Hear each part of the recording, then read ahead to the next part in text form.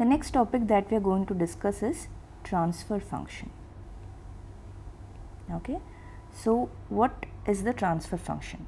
It gives the input and output relationship of an LTI system.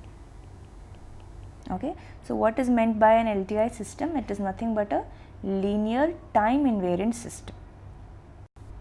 Now transfer function, it can be defined in two ways. Okay, so we will see both of the ways.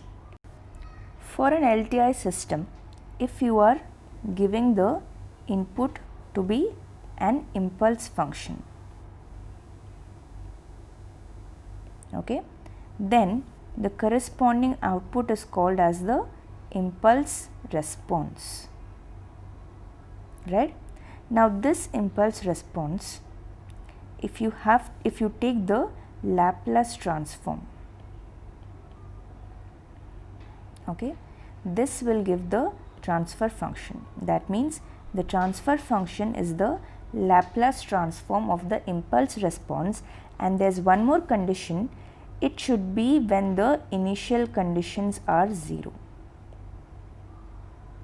Okay, so not only should be the input be an impulse function, the initial conditions should be equal to 0. What is meant by initial condition? For example, if you take a capacitor, okay, then the initial voltage of the capacitor will be of importance whenever you are analyzing the capacitor circuit. Okay, now initial condition is equal to 0 means that the initial voltage of the capacitor will be 0. Vc of 0 will be 0. Okay, similarly if you take the example of a inductor, okay, then the initial current of the inductor is of importance whenever you are analyzing the circuit, right?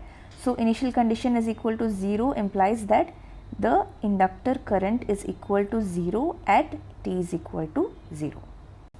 So whatever control system that you are considering, you have to make all the initial conditions 0, and then you give the input as the impulse function, and whatever output you are getting, which is the impulse response, you have to take the Laplace transform, which is the transfer function. This is one way. The second way is whatever input that you are giving, okay, the corresponding output that you are getting. Say the input is some function u of t, okay, and the corresponding output, let us say you are getting as y of t. Now if you take the Laplace transform of the input function, say you get the function u of s, okay, and similarly the Laplace transform of the output, you will get capital Y of s. Now the transfer function is defined as the ratio of the Laplace transform of the output, which is y of s, to the Laplace transform of the input function, which is u of s, right? So this also when the initial conditions are equal to 0. Okay, so remember that whenever you have to find the transfer function, then all the initial conditions must be set to 0. Okay, so under this condition and this input whatever you are giving u of t, okay, the corresponding output y of t, you can find out the Laplace transforms of these functions and you can find their ratios. That will give the transfer function. One more important thing regarding the transfer function is that even though you are finding the transfer function using the impulse response or the input output, the transfer function is independent of the input. Okay, it will depend solely on the control system, on the LTI control system. Both these definitions that we have discussed, this is only for an LTI system. Okay, so we will discuss some more points regarding transfer function. Okay, so transfer function we have seen it is equal to the y of s divided by u of s. Okay, y of s is the Laplace transform of output and u of s is the Laplace transform of the input.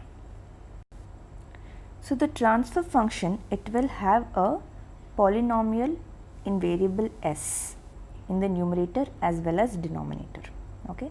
So in general, we can represent a transfer function like this: some polynomial function in variable s in the numerator. Okay. This is the numerator. Denominator also we can take some polynomial in variable s.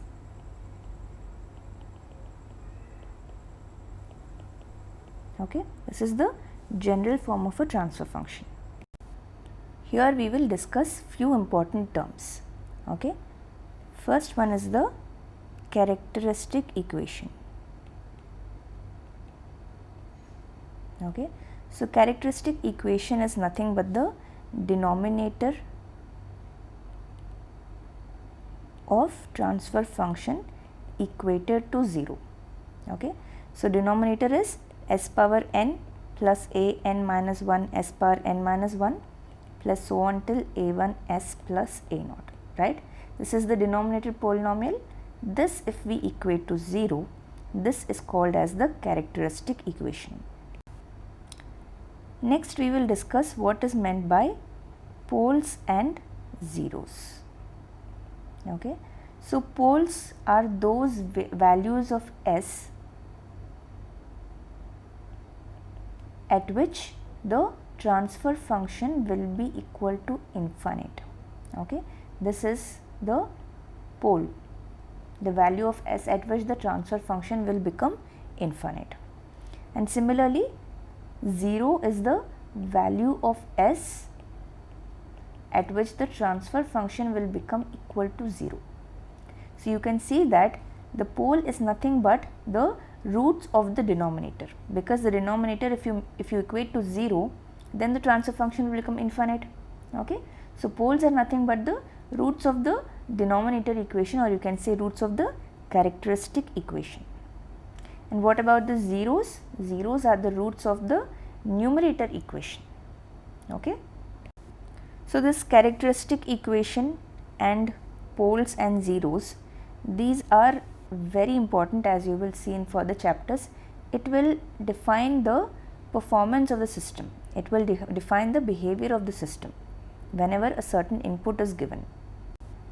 Now if you see the order of these numerator and denominator polynomials, okay, what is the order of the numerator? It is m, right. And what is the order of the denominator? It is n. This is the numerator and this is the denominator, right. Now if n is greater than m, that is the order of denominator polynomial is greater than the numerator polynomial, then it is called as a strictly proper function, strictly proper transfer function. Okay. And if it is equal to m, n is equal to m, then it is called as a proper transfer function. Okay. And if n is less than m, then it is called an improper transfer function. Okay. And improper transfer function are usually, they do not exist because it is not physically realizable. Okay. It is not possible to design a control system which will have the order of numerator greater than order of denominator. Okay. So that is why this improper transfer function you will find very rarely in our analysis also. You will see that these kind of equations you will find very rarely. Okay. So now whenever you know the transfer function of a system, okay, and you know the input, then you can easily find the output as y of s is equal to transfer function into u of s, right. So this is when you have one single input u of s. Suppose you have multiple inputs, okay, you are having more than one input, say u1 of s, u2 of s, and so on till un of s. That means you are having n number of inputs. Then how will you find the output due to all of these inputs. So in this case, you will find the output is equal to the transfer function corresponding to the input 1 into the input plus transfer function of corresponding to input 2 into input plus so on till transfer function corresponding to input un of s into un of s. Okay. Now there might be a doubt, transfer function, how can it correspond to one particular input, because transfer function is independent of the input. Okay, so how is each of these transfer function? It is depending on the inputs. So one thing that you have to remember here is these inputs are added to the control system at different points. Okay, say for example you have the this will become more clear to you when we are studying block diagram, but for now we will take a small block diagram. Okay, now we can add, this is the output, let us say. Okay, now we can add one input here. Okay, or we can add one input here. Okay, what is happening here? We are able to add one input here and another input here. Okay, so when you are seeing the control system, when you are seeing the system with this as the input and this as the output, you will get one transfer function. And when you see the this as the input and this as the output, you will see another transfer function. Okay, because they are being added at different points in the block diagram. Okay, so these transfer function, they will not exactly depend on the input, but they will depend on the place at which that input is being added. Okay, now let us see how to find out these transfer function. Okay, so this will be equal to the output which is only due to the input u1 of s while all other inputs are equal to 0. Okay, so all other inputs should be 0, only one input, that is u1 of s, should be present, then the corresponding output will be y1 of s, then transfer function 1 will be equal to y1 of s by u1 of s. And similarly, if you take the transfer function 2, this will be equal to output y2 of s divided by the input u2 of s while all other inputs are equal to 0.